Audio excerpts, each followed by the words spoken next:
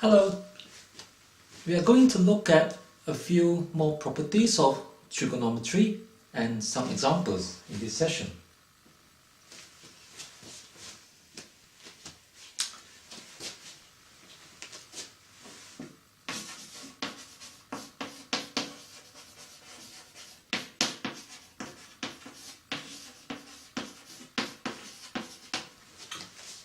We'll first look at complementary angles.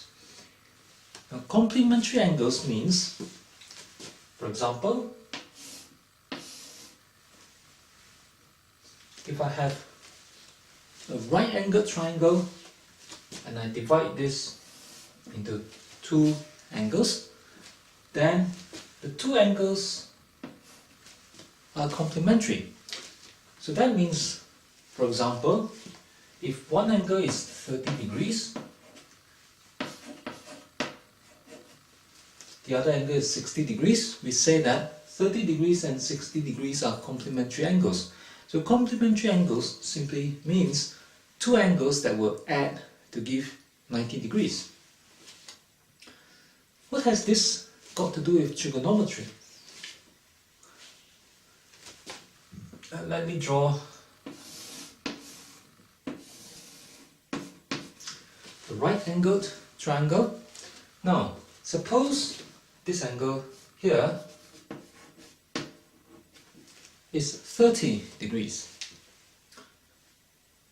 Now, we know that the sum of those two angles have to be 90 degrees because that's a right-angled triangle. So, the other angle there must be 60.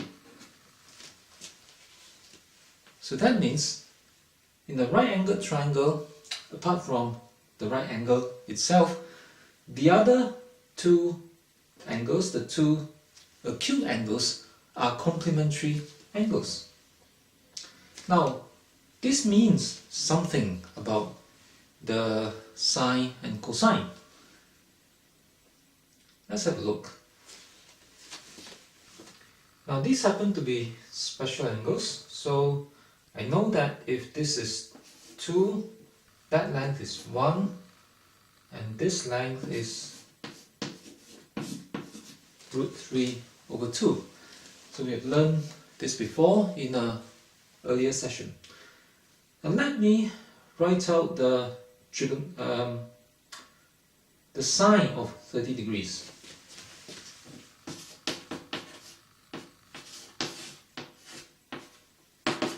Sine of 30 degrees is the opposite over hypotenuse, which is half. Now let's look at the cosine.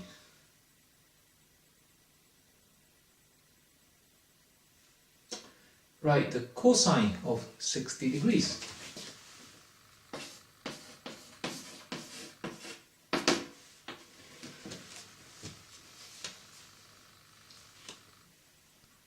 The cosine of 60 degrees, in this case, would be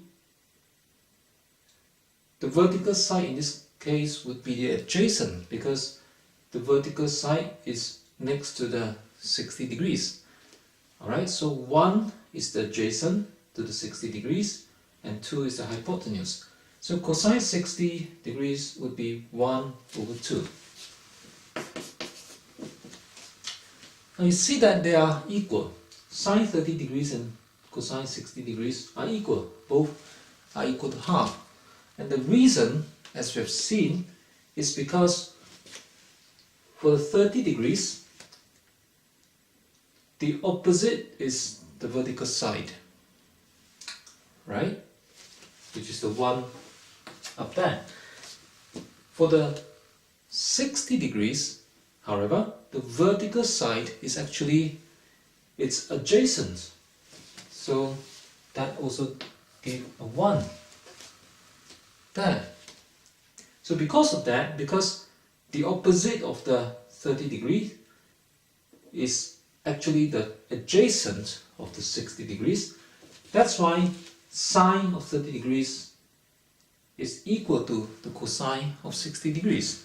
Now this tells us something useful.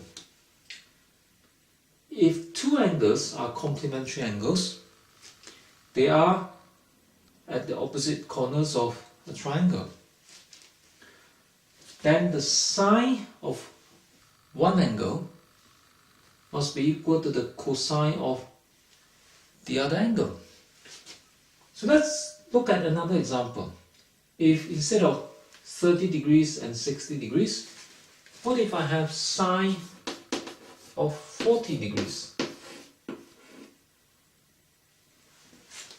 What is the complementary angle of 40 degrees? That's 50. Because 40 and 50 add to give 90 degrees.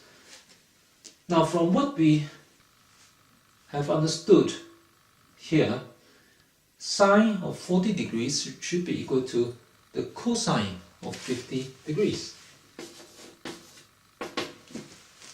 So that's a result of complementary angles.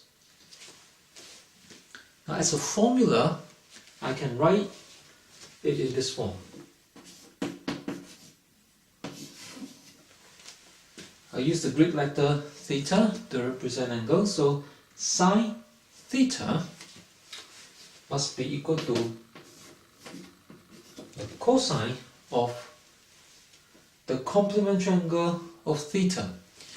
That would be 90 degrees minus theta. Alright, because 90 degrees minus theta, if you add that to theta, you get 90 degrees because theta and minus theta cancel. So that's the result of complementary angles.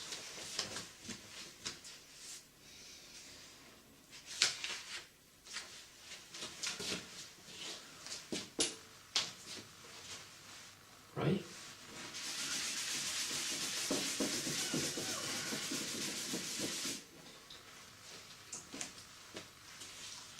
There is a second result for complementary angles, and that has to do with the tangents. Right. Let's look at the tangent of 30 degrees.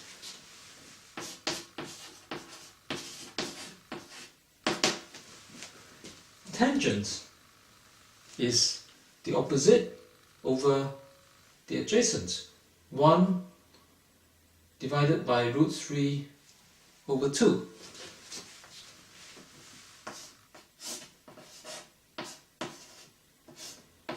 Right. Sine tangent 30 degrees. Now let's have a look at the complementary angle. Let's look at the tangent of 60 degrees.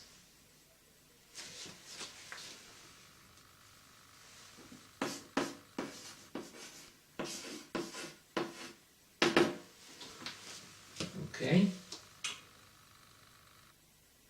In this case, the opposite is the horizontal side and the adjacent is the vertical side. So tangent of 60 degrees would be root 3 over 2 divided by 1.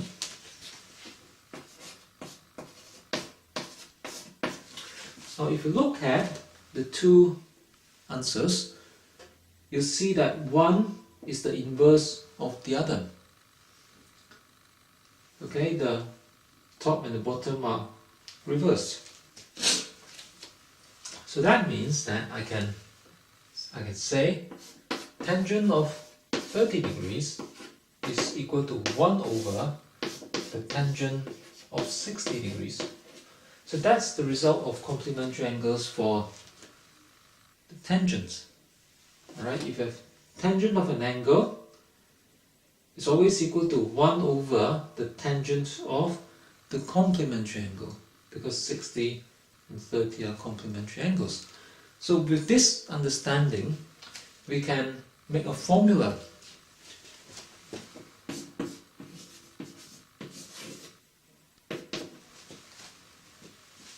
So let me call the angle theta, which means that it can be any angle and not just 30 degrees.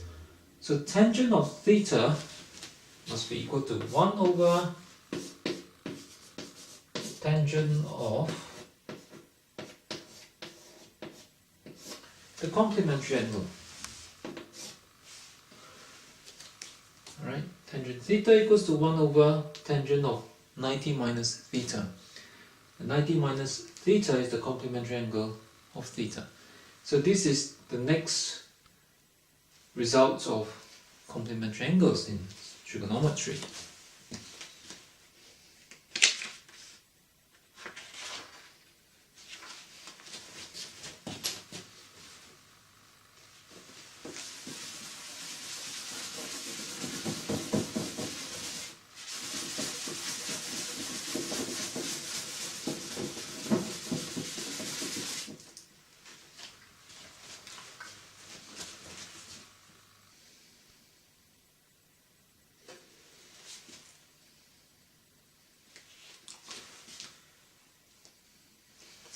Alright. The next, let's look at a little bit more about calculating with sines and cosines. So for example, if I have sine 30 degrees, I know that's equal to half. Now suppose that I want to multiply sine 30 degrees by sine 30 degrees.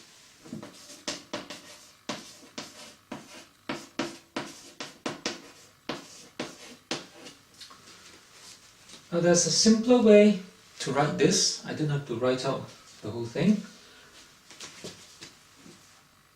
It can be written as sine 30 degrees. I can put a bracket around it and put a power of 2 next to it. So that sine 30 degrees squared is the same as sine 30 degrees times sine 30 degrees. So that's one way to write it down. It's kind of a short form. Don't have to write out both the sine 30 degrees. Now there is another way which is even simpler. I could also write sine 30 degrees with the square next to the sine. Alright, so if I put the little 2 next to the sine, that means the same thing as sine 30 degrees squared. So this is a special way of writing sine, cosine and tangent. You can put the power next to the sine, cosine itself. We don't have to put a bracket around it, but they would mean the same thing.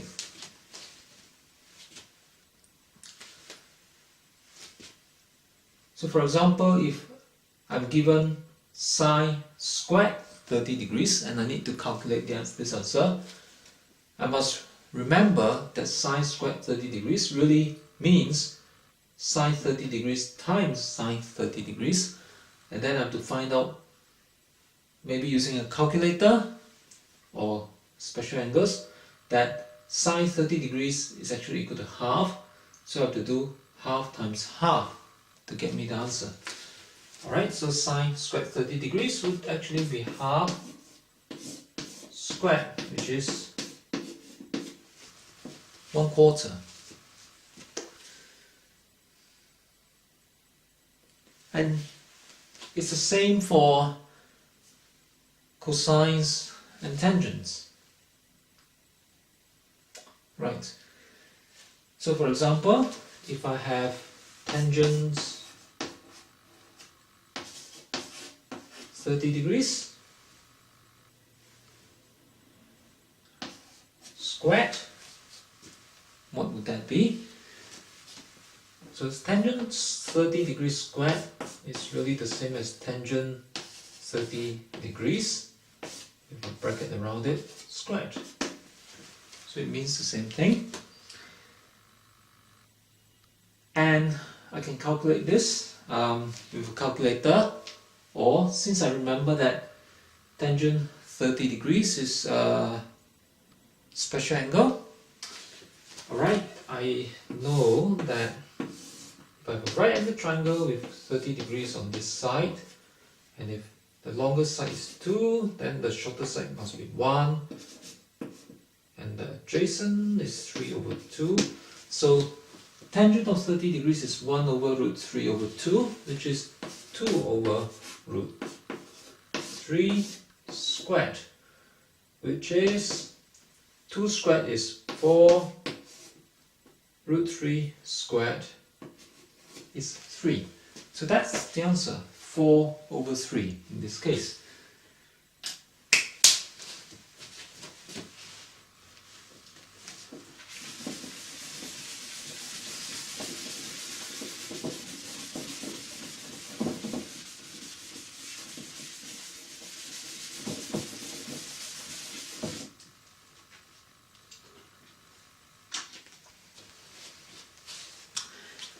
Now there is an exception to the symbol that I wrote down just now for the square of sines and cosines, and that is when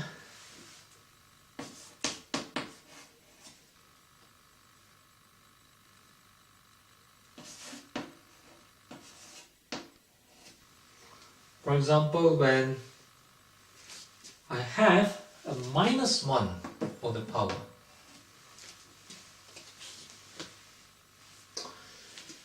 Now from what we have seen for just now, for the power, we would think that if I have a minus 1 up there, then minus 1 is the power.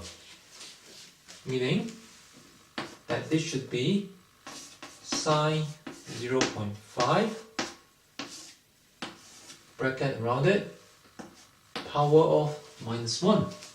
But this looks just like what I did just now with the square. So if that is the case, we know what is power of minus 1. Power of minus 1 means 1 over sine 0.5. Okay, and then if we use our calculator to calculate sine 0.5, we can take 1 over that to get the answer. But that is wrong.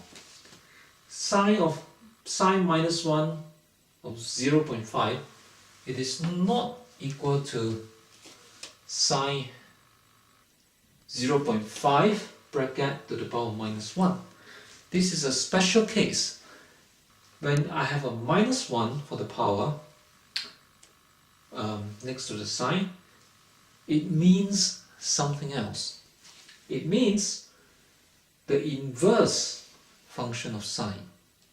And that means if I have sine minus 1 of 0.5, I must find the angle for which the sine is 0.5. Now that is quite complicated to understand if you are hearing this for the first time. So let's look at an example.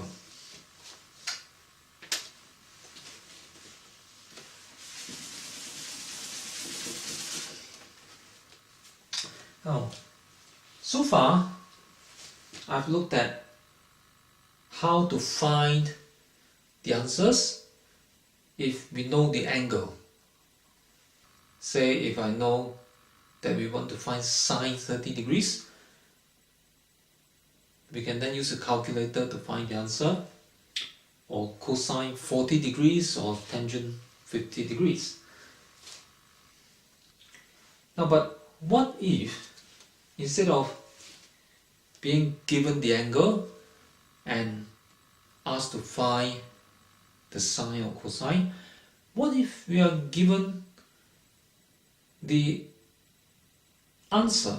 We are given the answer to the sine of the angle, and we are asked to find the angle instead. So, for example, sine theta is half.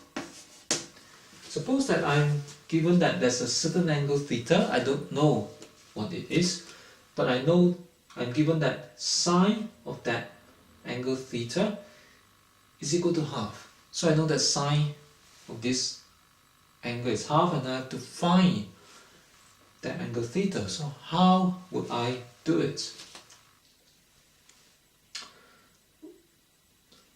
Well, if you have learned your special angle, you would know that sine of 30 degrees is half.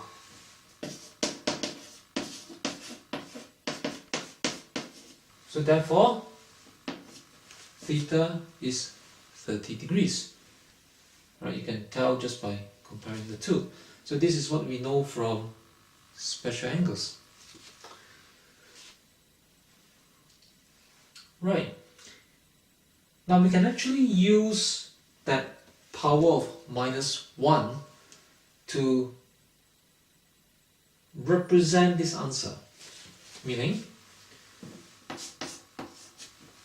if I'm given that sine theta is equal to half,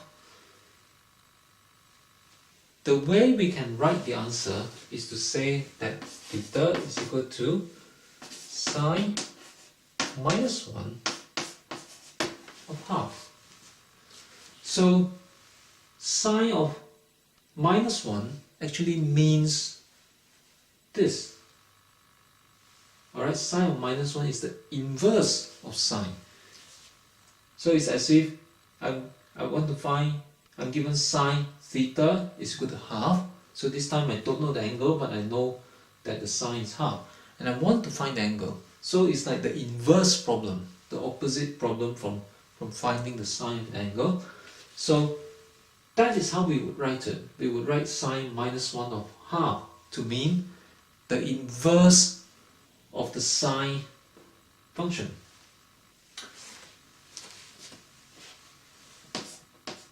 So this is the inverse of sine.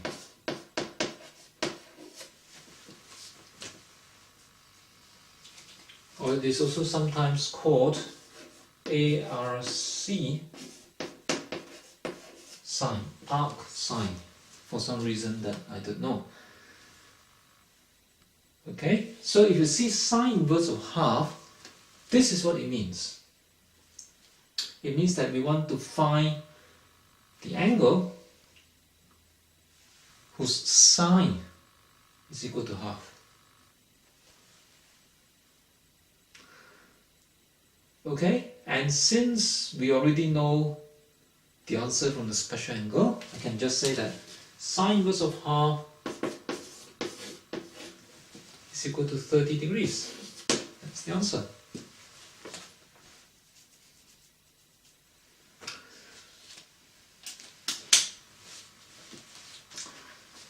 Now, but what if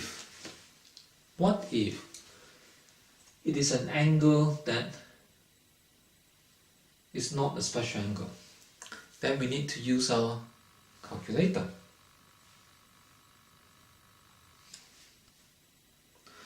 Right, so suppose that we are given that sine theta is equal to half. Okay, I can enter 0.5 in the calculator.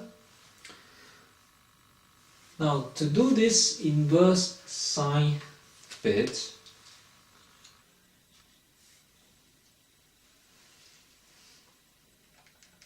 let me clear the 0.5 first.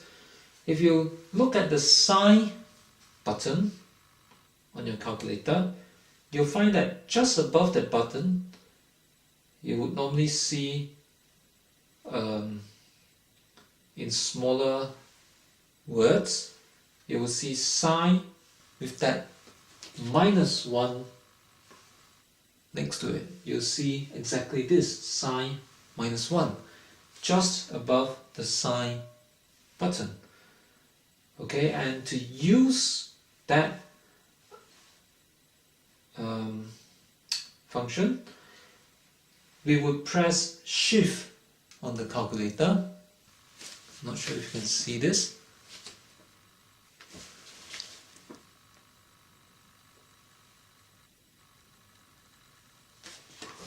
Okay, let's try and see if it can be recorded.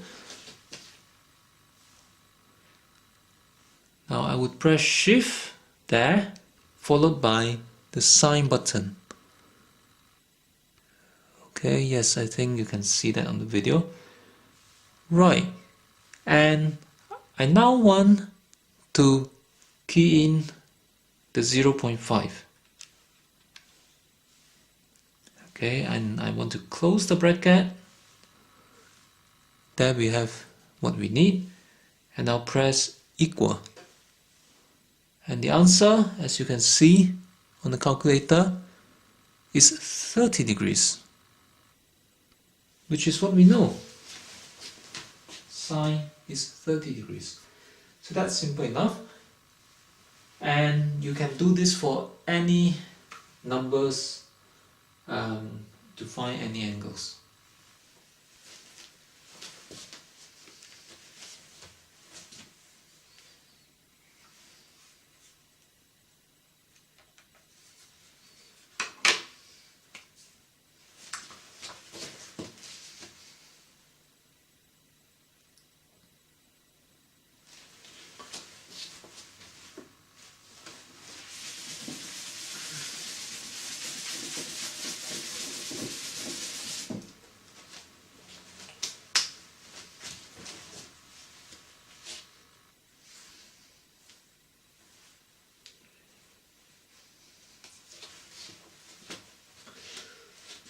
Okay, next we are going to learn another useful formula for sine and cosine.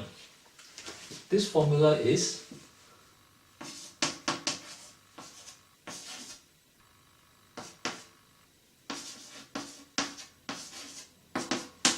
sine squared theta plus cosine squared theta is equal to 1.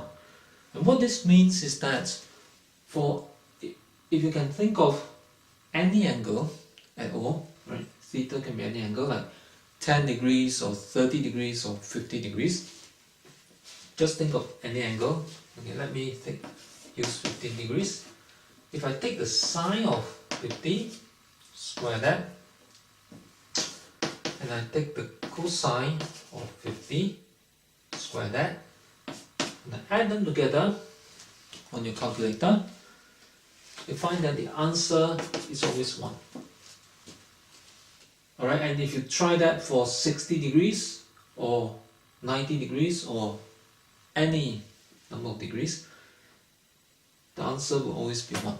So we call this kind of equation or relation, we call it an identity. So this is an identity of trigonometry, because the left side is always equal to the right side, no matter what the angle is. Now let's just try and understand this, understand why we have this identity. Let's look at a right-angled triangle. Okay, so I'll call that A, call that side B, and hypotenuse C. Now we know that from Pythagoras' theorem, the three sides are related by a squared plus b squared equals c squared. That's Pythagoras' theorem. Now let me try and relate this theorem to sine and cosine.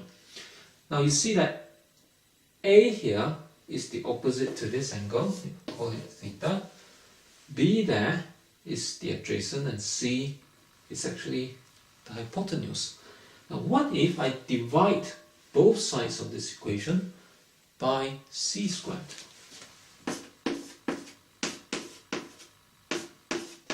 If I do that, A over C would be actually the opposite over the hypotenuse, which is sine. And B over C is the adjacent over hypotenuse, which is cosine. Now you can almost see this identity coming out of this Pythagoras theorem directly. Right? A over C is sine theta, and this is squared. Okay, and B over C is really cosine theta.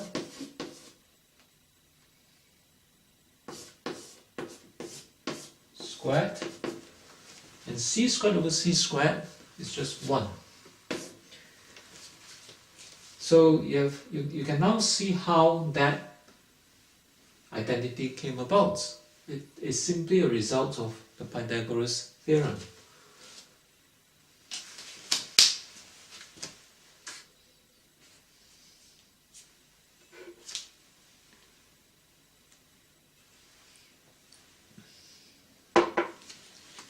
Alright.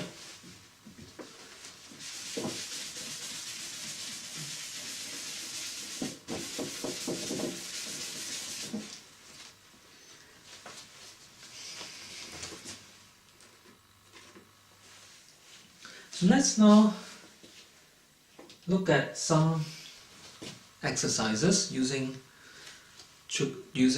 sines and cosines.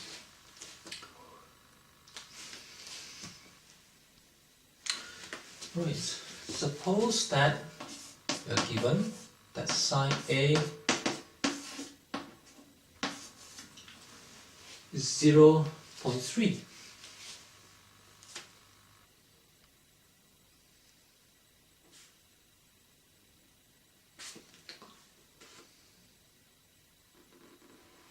Okay. Now, the problem is to find cosine and tangent of A without using the calculator. But if we have the calculator, what we could have done is to use the inverse function of sine A to find the angle A, and then use that angle, the answer, to find the cosine and the tangents. But we are not allowed to do that in this question.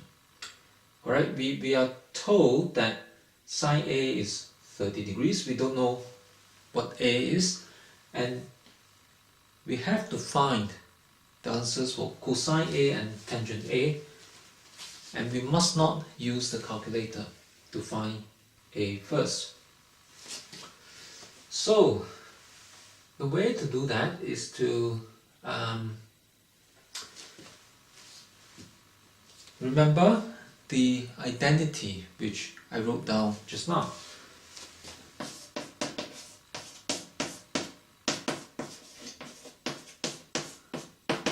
That identity which came from Pythagoras theorem.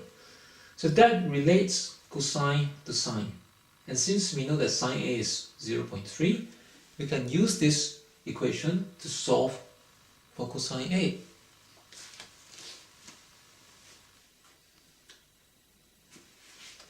Right. Okay, so cosine squared A is equal to 1 minus sine squared A, and sine A is 30 degrees, so this is, sine A is 0.3, so this is 0.3 whole thing squared. 0.3 whole squared is 0.09. Right. So cosine squared A is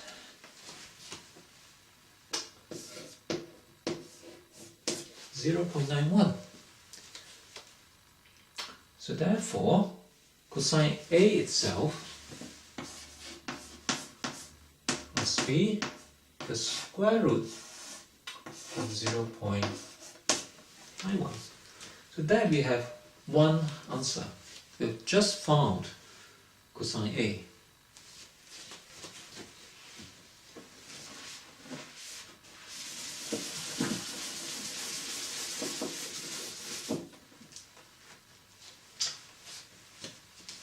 Right, the next part of the question is to find tangents A.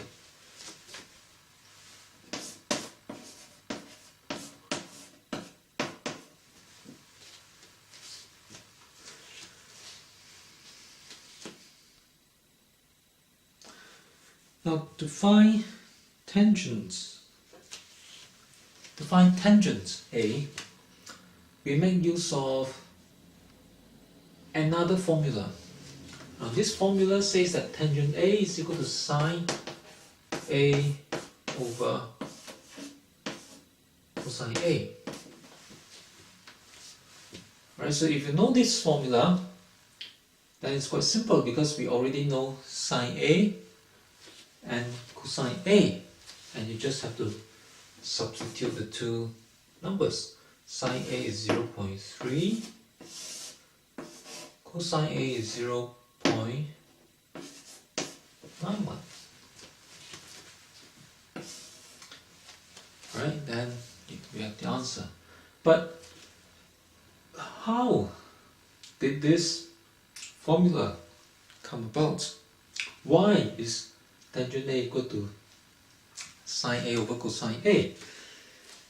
Let's have a look at the right angle triangle to try and understand this.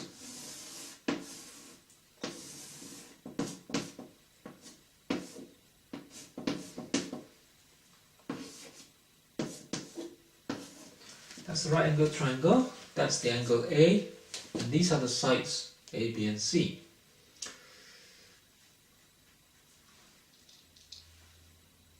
Right, so tangent A is really A over B.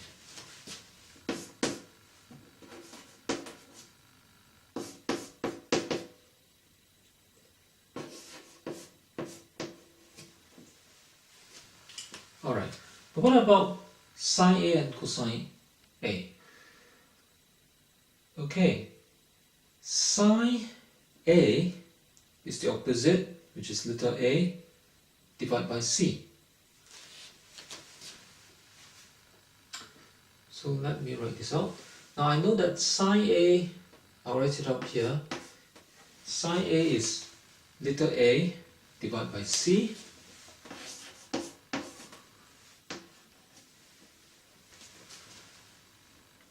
Cosine A is b divided by c.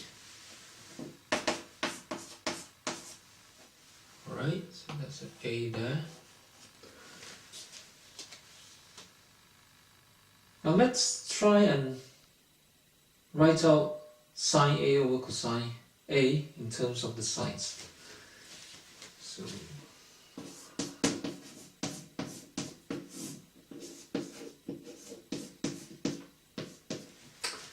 alright, so sine A is A over C. That sine A divided by cosine A. So let me write this divide symbol there. Cosine A is B over C.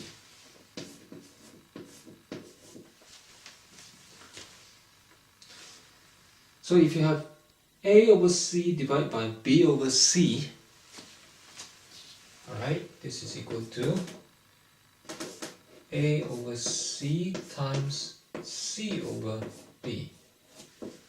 Alright, so the divide B by B over C becomes times C over B. Alright, the fraction B over C is flipped to become C over B. So, and C cancels, therefore we are left with A over B, which is the same as A over B here, which is tangent A. So that is why tangent A is equal to sine A over cosine A. So that's the reason. So this and the identity that came from Pythagoras theorem are useful for such questions in which we are not allowed to use the calculator.